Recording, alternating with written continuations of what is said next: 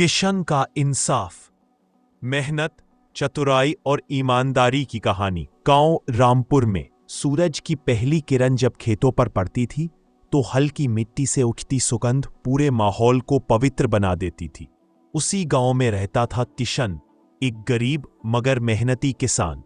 उसका चेहरा हमेशा पसीने से भीगा रखता था, लेकिन उसकी आंखों में एक अलग चमक थी, उम्मीद की, ईमान की और मेहनत की। किशन बचपन से ही अपने पिता के साथ खेतों में काम करता आया था। उनके पास ज्यादा जमीन नहीं थी, लेकिन जो थी वो उनके लिए सब कुछ थी। गांव के ज्यादातर किसान उसी तरह अपनी रोटी कमा रहे थे, लेकिन गांव का एक सेठ धनीराम अपनी चालाकी और लालच के लिए दूर दूर तक मशहूर था। वो किसानों को पैसे उधार देता था, मगर इतना ऊंचा ब्याज रखता कि किसान जिंदगी भर कर्ज में दबे रहते।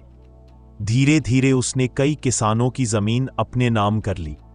किशन के पिता की मृत्यु के बाद जब किशन ने घर संभाला तो उसे एहसास हुआ कि उसके पिता भी उसी सेठ के चंगुल में फंसे थे। उनके नाम पर भी कुछ कागज थे जिन पर धनीराम का कब्जा था। किशन का संघर्ष।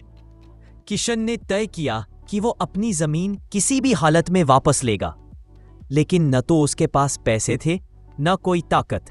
उसके पास सिर्फ एक चीज थी, दिमाग और मेहनत। उसने दिन रात खेतों में काम करना शुरू किया। सुबह सूरज निकलने से पहले हल उठा लेता, रात को चांद की रोशनी में भी बीज बोता। गांव के लोग कहते, किशन, इतना क्यों जल रहा है तू? इतनी मेहनत से क्या हासिल करेगा? वो बस मुस्कुरा देता और कहता, मिट्टी पर भरोसा रखो, यही एक दिन सोना उबलेगी। सेठ की चाल। एक दिन सेठ धनीराम गांव आया। उसने ऐलान किया कि इस बार जो किसान ब्याज नहीं चुका पाएंगे, उनकी सारी जमीन पर उसका अधिकार होगा।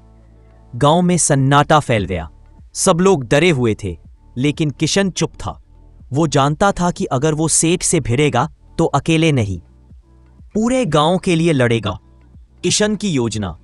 किशन ने सेठ की चालाकी को समझने के लिए शहर जाकर कुछ दिन बही खाते सीखने शुरू किए। वहां उसने जाना कि सेठ ने कई झूठे कागज बनाए थे, कई ब्याज की रकमें असल से 4 गुना लिखी थी। वो सिर्फ कागज से बात नहीं बनेगी, उसे सेठ के लालच को उसी के जाल में फंसाना होगा। बुद्धि का खेल। एक दिन किशन सेठ के पास गया और बोला, सेठ जी, इस बार फसल बहुत अच्छी हुई है। अगर आप चाहें तो मैं आपकी जमीन पर भी खेती कर दूं, मुनाफा आधा आधा। सेठ को लालच आ गया। उसने तुरंत हामी भर दी। किशन ने खेतों में मेहनत शुरू की, लेकिन इस बार उसने कुछ अलग किया। उसने मिट्टी को नई तकनीक से जोता, गोबर खाद और जड़ी बूटियों से जमीन की ताकत बढ़ाई। कुछ महीनों में वही बंजर जमीन सोना उगलने लगी। सेठ धनीराम को जब ये खबर मिली, वो हैरान रह गया।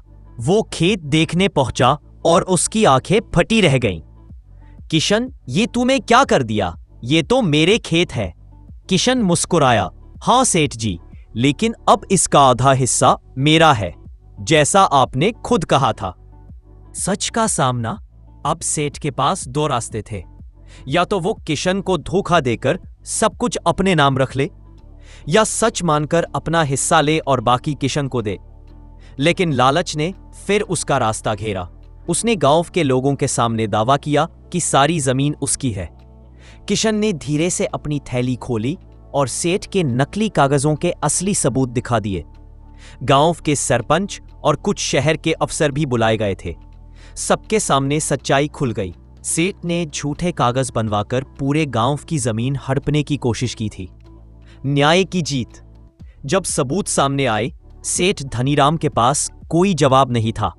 उसने रोते हुए कहा, मुझसे गलती हो गई किशन, मुझे माफ कर दो।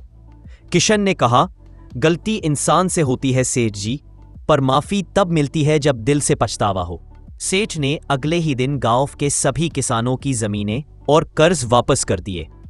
उसने ये भी वादा किया कि अब से वो ब्याज पर पैसा नहीं देगा, बल्कि किसानों की मदद करेगा। एक नई सुबह। उस दिन के बाद रामपुर गांव बदल गया। जहां पहले लालच और डर का माहौल था, वहां अब मेहनत और एकता।